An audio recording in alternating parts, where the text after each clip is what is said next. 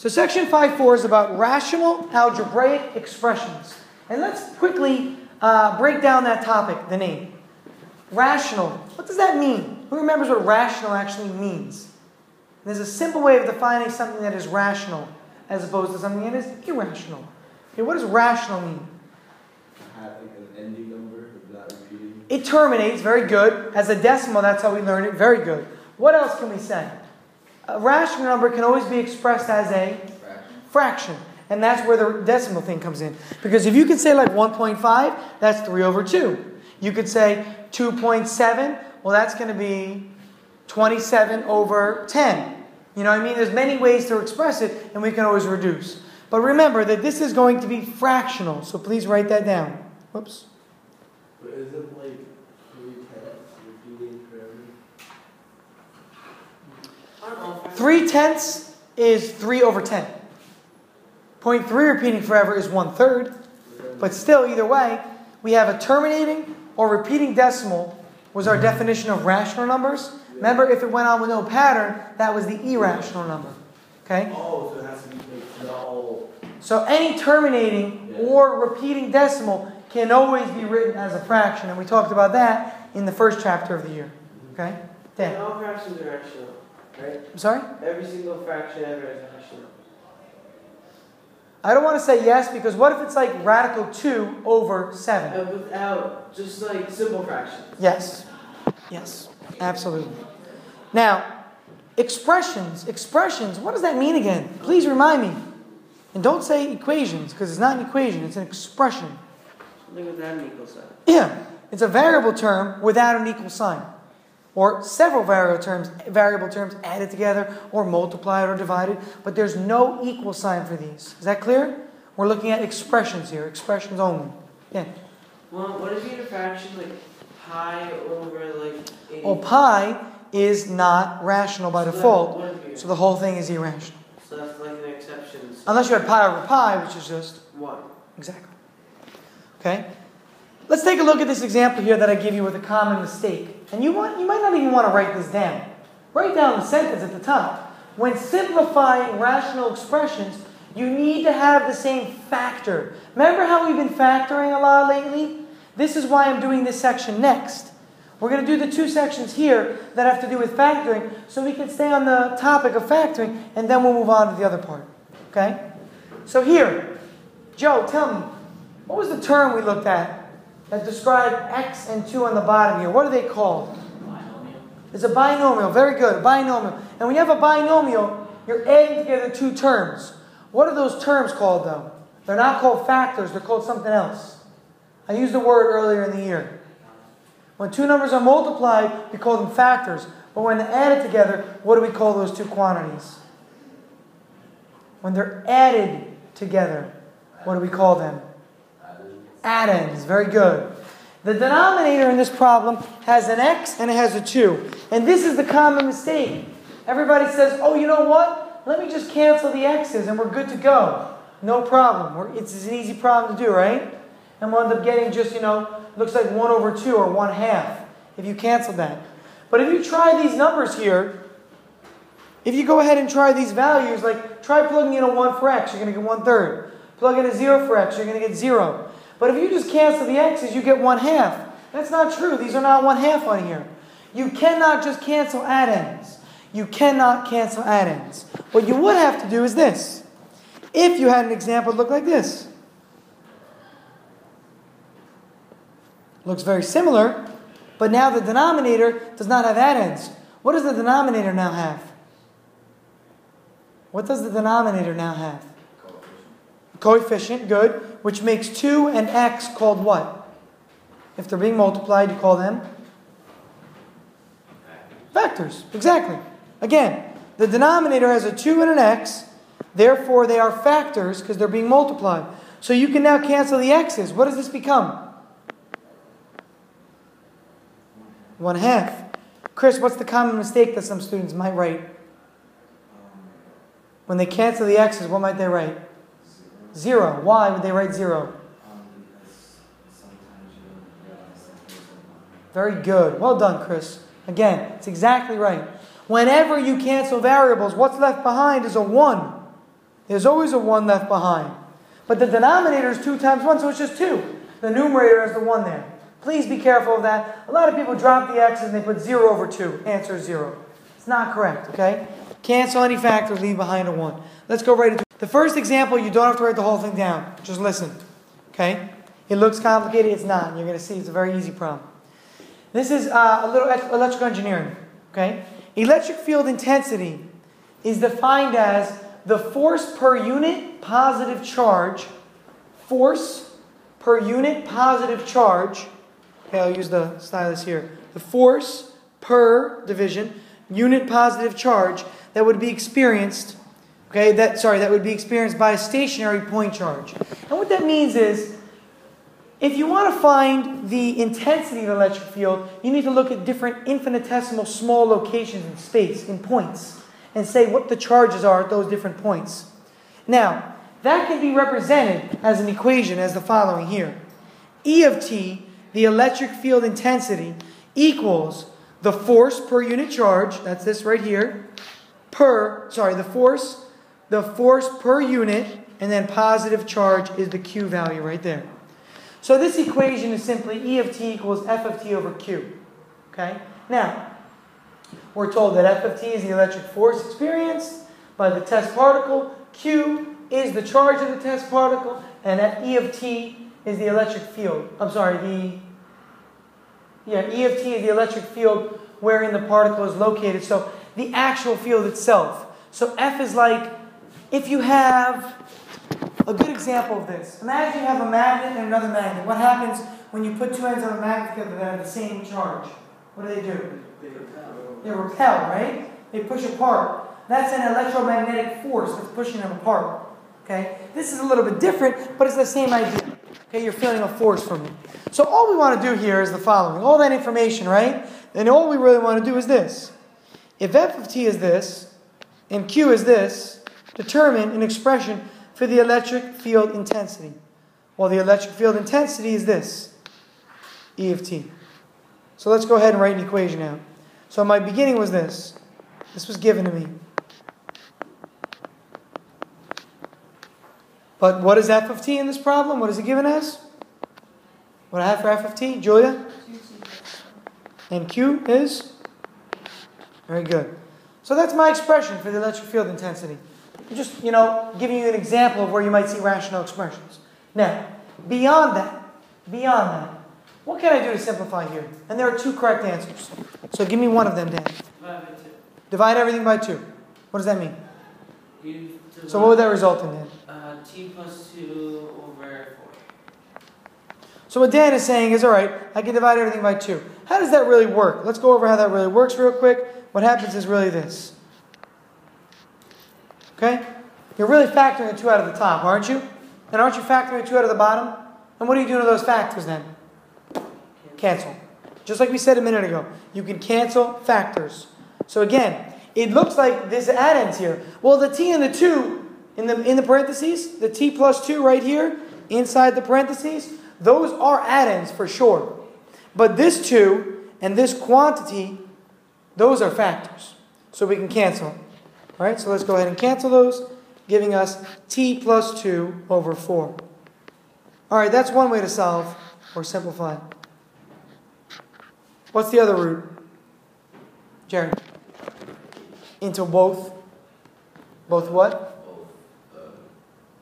Terms. There it is. Divide by 8 in both terms. So write it like this. This is only going to work when you have write this down. This method we're going to do here, dividing into all the terms, is only useful when you have some monomial term and some polynomial term up top.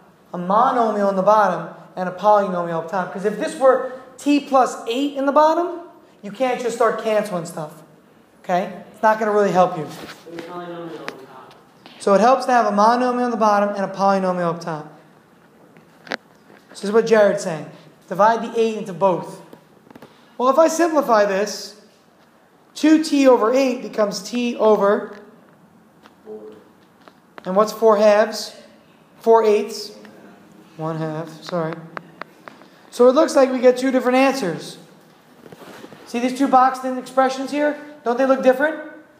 But tell me, what is 1/2 if I were to think of it as fourths? It's the same, because to add them, you have to have the same denominators. Which makes this? 2 over 4. 2 over 4, doesn't it? Again, look at what I'm pointing at right here. Isn't this really 2 over 4? So if you had t plus 2 over this 4 and this 4, it just becomes this expression here. So these are identical. Why do I care about writing both of them? Why do I care about knowing both of these expressions? Because for some you can't do one, and for some you can't do the other. What do you mean by some? Give me an example of some. When would this actually occur? At the bottom, you couldn't do that. Okay, good point. If it said find the denominator or something, sure, but give me a specific example where you might be needing to know both of these answers. A test. What kind of a test? Physics. Yeah, because it is physics, that's a good answer.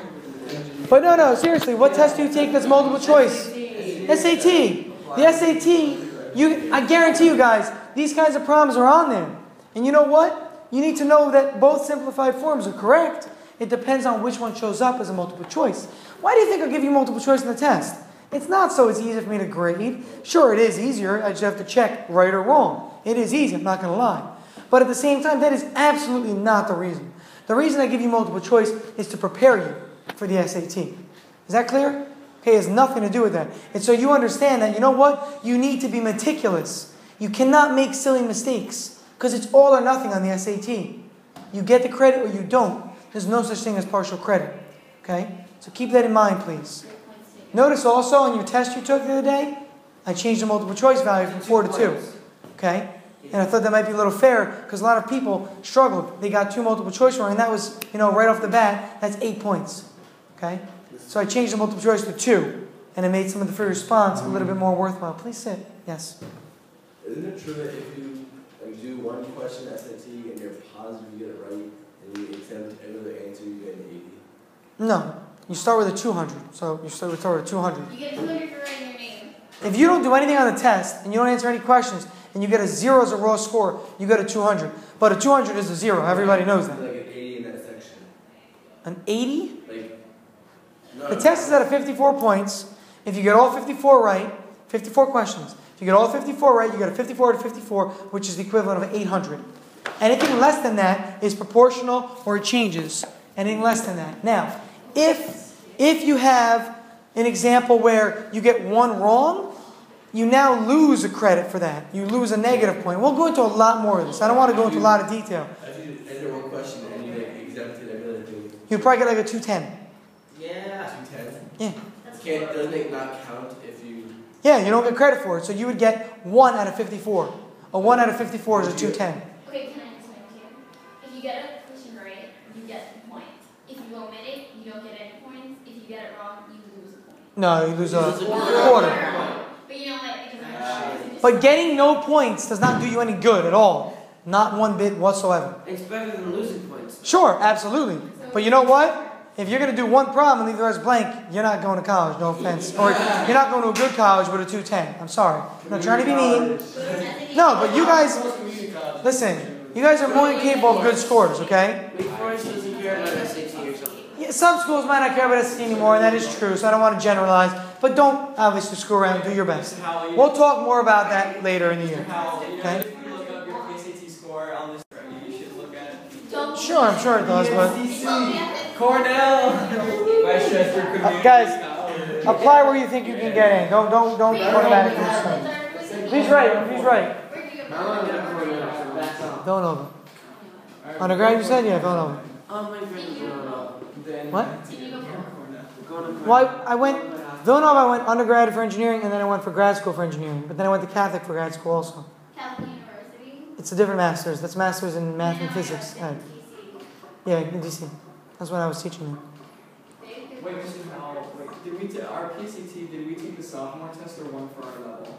No. There's one level. This is general. There's one level. There's no, it's not like The SAT is all math through Algebra 2, but not including everything in Algebra 2, not including a lot. So at the end of this year, at the end of next year, you'll be more than qualified to take it after having geometry. You'll probably be more than qualified after like halfway through next year, to be honest, with the geometry stuff. But at the end of the year, you'll be more than good. So take it after sophomore year. Yeah, the general time you take it is like during your junior year. Most people take it like November, junior year. Yeah, you can take November, junior. You can take it whenever you want. You can take it every month. There's certain months they don't offer it, but Can we take it during the summer after sophomore? sure, absolutely. All right, let's get into this one now. This problem. Do you see a monomial in the bottom here? Yes. No. That's in the top. Be careful. Yeah. The bottom is a binomial, isn't it? Factor out. So good. So I cannot start moving stuff around. So let's go ahead and factor. Pat, tell me for this problem, please. Yeah. What do I got for factors here? You have Sorry, clean up my screen. you have x, and you also have a 2. Good. Pat can answer for himself, please. Pat, what's left over? If I take a 2x out of here, Wait, on the top or in the parentheses? in the parentheses, what's left over if I could take a 2x out of both? 3x, Uh-huh. and minus 10. And what up top can I do to make this easier on myself? This is the tougher part. Jared? Yeah, make it 2x times 2x. Why do you do that, Jared? Yeah. Okay, it's not always obvious right away, but think about 4x squared. How do you get 4x squared? What's 2x times 2x? 4x squared. Whenever you take out a GCF, look to try and take that out of top as well. Okay? So here's your answer.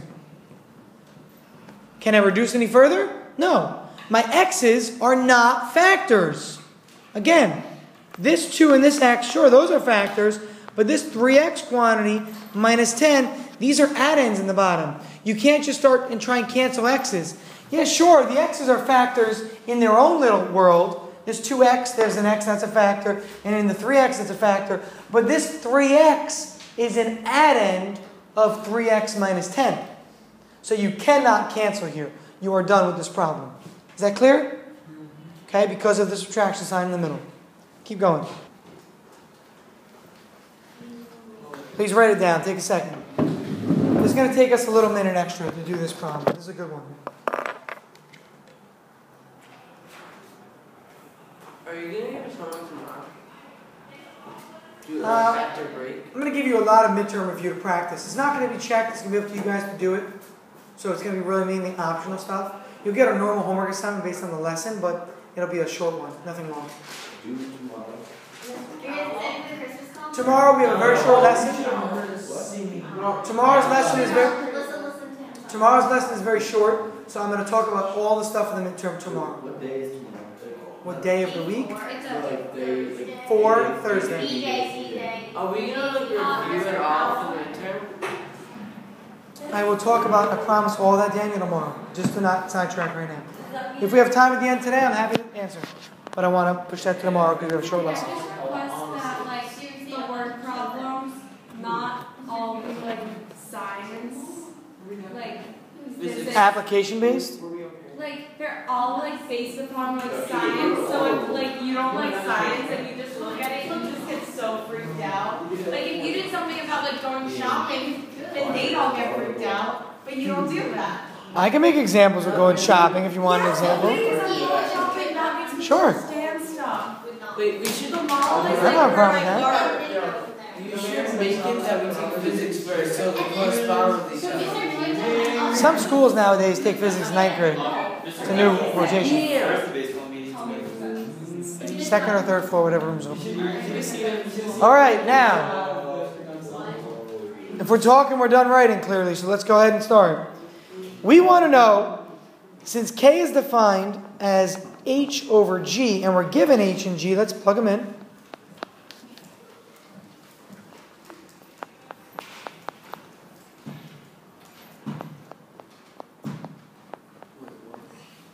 Okay, we're given H and G. The problem says determine the function K. That's the first part. We'll do the second part in a minute. Good, Ryan. I was going to say, what should we do here? Tell me, Ryan, beforehand, what would the common mistake be here, Ryan? Canceling the x squared. Yes, yes. A lot of people try and cancel x squared. You can't do that here, okay? What do we have to do? You have to make the first one x plus 4, x plus 3. Okay, can you stop for a sec now? Hold on one sec. Ryan is absolutely right. And what I want you to notice is this. X plus 4 and x plus 3 is in the top. If there's going to have some cancellation, one of them is probably going to occur in the bottom. Is that clear? If you are simplifying a rational expression like this, there's a good chance that one of those occurs in the bottom. Ryan, which of these is one of the factors that can multiply to give me a 3? Yeah, so start by writing down the x plus 3. Because there's a good chance, since you see the 3 here at the end, since you see this 3, you're going to need something that multiplies to give you 3, and it's 3 times 1. And that's why Ryan said 1. Well, we need a negative 1, so we get a negative 3. And a negative 1 and a positive 3 gives me the positive 2 in the middle.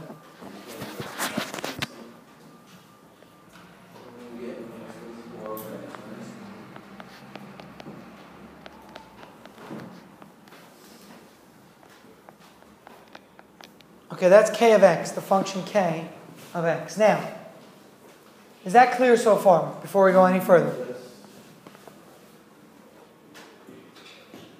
Yes, we're all good? Any questions on that?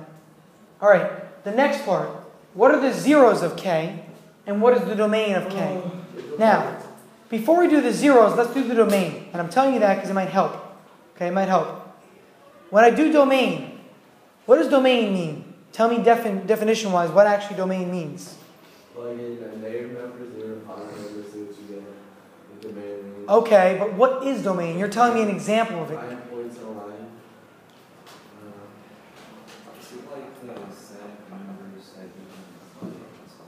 To what? For what variable? Which variable? For x. It's really, guys, again, the domain is the set of values that the independent variable can take on. So the domain is all the numbers you can plug in for x. Again, is that clear? Write it down. If you do not think that right away, you should be writing this stuff down. The domain is the set of numbers, that can be plugged in for the independent variable, which is traditionally x. The set of numbers that can be plugged in for the independent variable x. It might be another variable, not x, it might be t, but either way it's independent. Now, continuing. Go back to the factored function. Don't go to the last answer beforehand. Go back up here. Because this is still part of the function technically. Even though we canceled it, it still is part of the function from the original. What numbers, Jared, might I not be able to use for x? Looking at the factored function. What can I not use? What are my restrictions? And why? It's a tough one. I thought I saw a little sparkle there when you were looking at it. That's why I thought, What would screw up the problem? Think about it that way.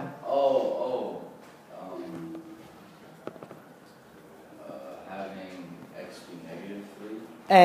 Or having x be negative 4. Be careful. For negative 4 will work, because that'll give us a 0 up top. Negative 3 and 1. Yes. Remember, the domain of a function is traditionally restricted by either a radical or a denominator. And we talked about this already earlier in the year. So we want to think about what would make the denominator 0. 1 here. A 1 would make this quantity 0. A negative 3 would make this 0. So even though these canceled here, we can't ignore the fact that a negative 3 would still make this denominator undefined, or this fraction undefined. So for our domain, let's write our answer down, please. Okay, our domain is all real numbers except for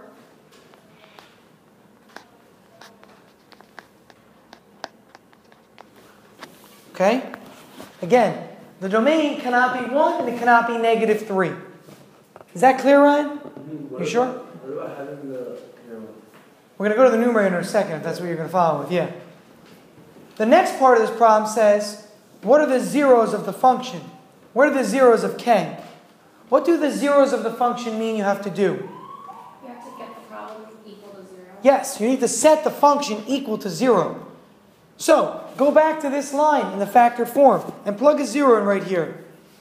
Now, ask yourself, Joe, if I get 0 as a result of dividing two things, what must I know about those two things?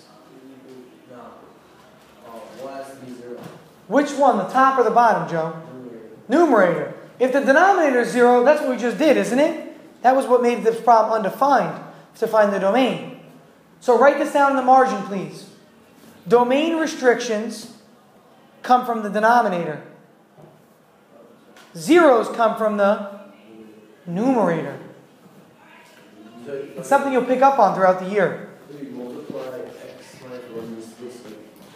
Yeah, so watch.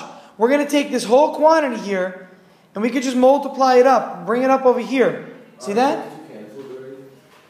They are, but I'm making believe they weren't canceled beforehand. You'll see why. Okay? So I'm taking that whole quantity and moving it up over there. It's going to become 0 times that, so we're going to have 0 equals. So you can always do this. Take a look, please. Whenever you're finding the zeros of a function, simply set the numerator equal to 0. Solve. But didn't we say a minute ago that x couldn't be negative 3 in our domain restriction? Look back over here, please. Didn't we say x couldn't be negative 3? Yeah. So what do we do to this answer? Reject it. Reject it. Thank you. Very good. Good word. Get rid of it is right, but reject it. Again, we can't have negative 3 because we said that a minute ago for the domain. So that's not possible. You're going to learn later this year that that's something called a hole in the graph, like a gap. Imagine you were walking and there was a gap in the floor. It's like an open circle on a number line. You have a solution set, open circle, shaded in solution set, that open circle, that's a gap in the graph. That's what that occurs. And you don't actually learn that till pre-calc, juniors. But I'm going to give you a little preview of this year. Okay, Nick? What if you do the zeros first? If you did the zeros first, you would list them, and then once you list your domain, you got to go back to check that doesn't conflict with your zeros. Okay? So my answers are circled again. My boxed-in answer is the function k. My domain is listed here. My zero of the function is only one of them, and it is negative 4. For k of x, why can't you multiply x minus 1 on both sides? You can, and then you just have the 4 there. That's fine. So if you want to remember that you can just look at the simplified version to find the zeros, that's also true. Absolutely, Jared. You hear what Jared said? The only answer was negative 4, right? So what he said is just use the simplified version, move up the x minus 1, multiplying it by 0, and just get the negative 4. If you want to remember that, you can always do that. I just traditionally use this one, because if I'm doing the denominator to get the domain anyway, I then just go on to the numerator. But you can do it either way. Absolutely. Dan? If you were to plug this into your... If you zoomed in enough, yes. Oh, zoomed in. You got to zoom in a whole lot at the location x equals negative 3. Now, keep in mind, this happens to be a hole, and it's going to be not on the x-intercept or on the x-axis here. Okay? It's going to be a little bit tricky. Let's take a look at this next one here. Simplify the rational expression. Why is this a rational expression? Because it surely doesn't look like a fraction to me. I don't see a fraction here. There's no fraction involved. There is no fraction involved whatsoever. So why am I calling it? Isn't it when you have a negative exponent, you move that value down? Very good. Very good. Either you A, watch the video, or remember that at least. So one of the two. Okay? So what this is really is the following. Take a look. What if you didn't have the x, would it still be rational? I mean, the 1. It's not 30 and we're 36. 36. Again, whenever you have some quantity raised to a negative power, you move it. If it's in the bottom, where do you move it? To the top. If it's in the top, like it is here, to the bottom. And you keep that exponent and just make it positive. And I purposely left the 1 there, even though that 1 is not needed. Okay, again, this 1 is not necessary. Denominator. Factor out your GCF of... Come on, people. GCF. 2. Numerator. GCF.